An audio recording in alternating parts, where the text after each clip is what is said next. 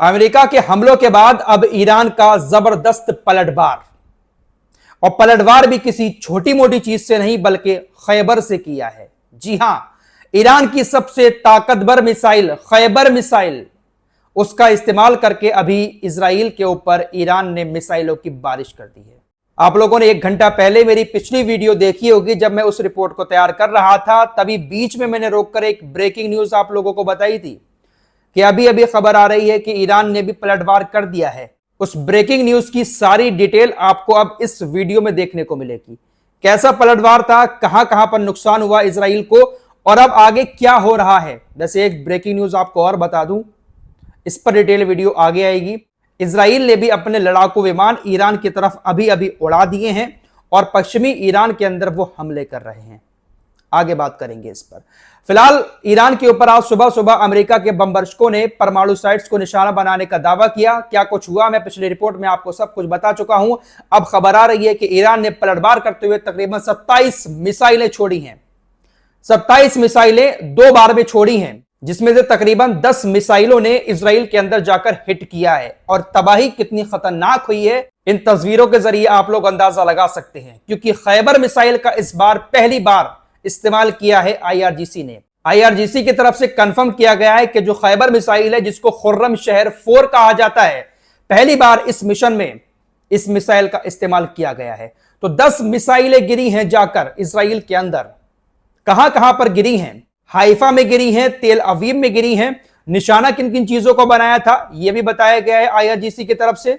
Israel का सबसे बड़ा एयरपोर्ट बेन गुरियन एयरपोर्ट, इसको निशाना बनाकर ईरान ने मिसाइलें छोड़ी थी। इसके अलावा logistical research centre, logistical support, command और कंट्रोल बेसिस, इन तमाम जगहों को टारगेट करके ईरान ने तकरीबन 27 मिसाइलें छोड़ी थी।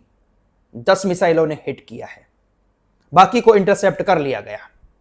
लेकिन दोस्तों, 10 मिसाइलों ने ही कैसी तबाही मचाई है, इसका अंदाजा आप इन तस्वीरों से लगा सकते हैं। भगदड़ मची हुई है पूरे इजराइल के अंदर।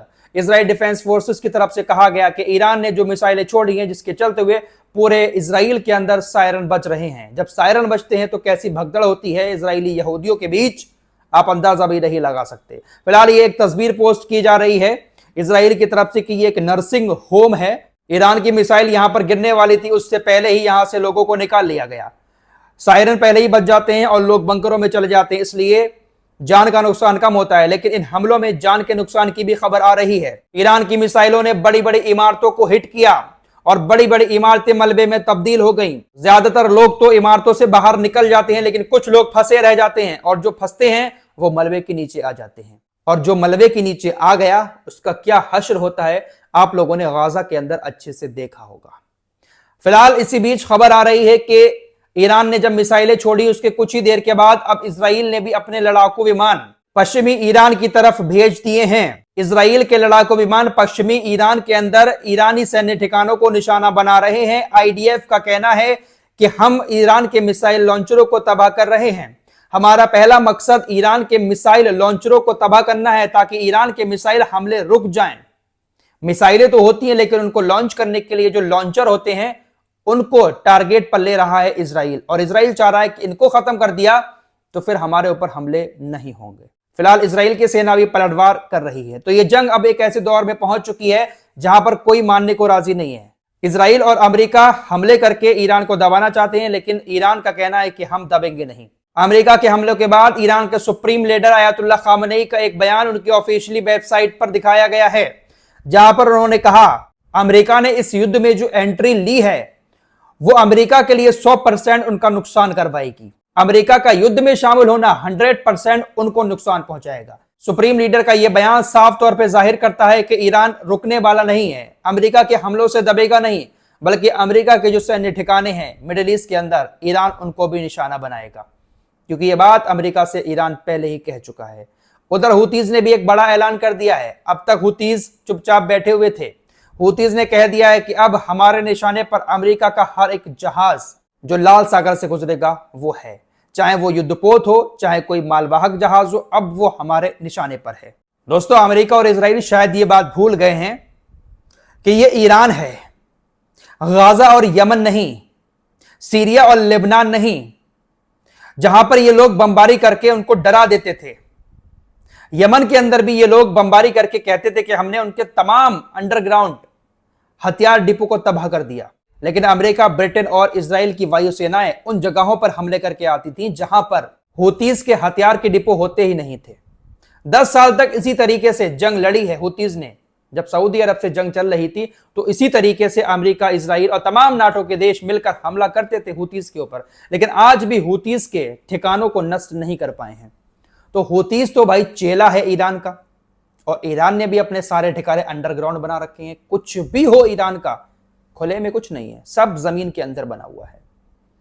तो ईरान को ये लोग कैसे गिरा सकते हैं? नमूना पेश कर दिया ईरान ने पलटवार करके कि आप कितने भी हमले कर लो, हम दबने वाले नहीं हैं। फिलहाल दोस्तों एक और बड़ा कदम उठाने जा रहा है ईरान।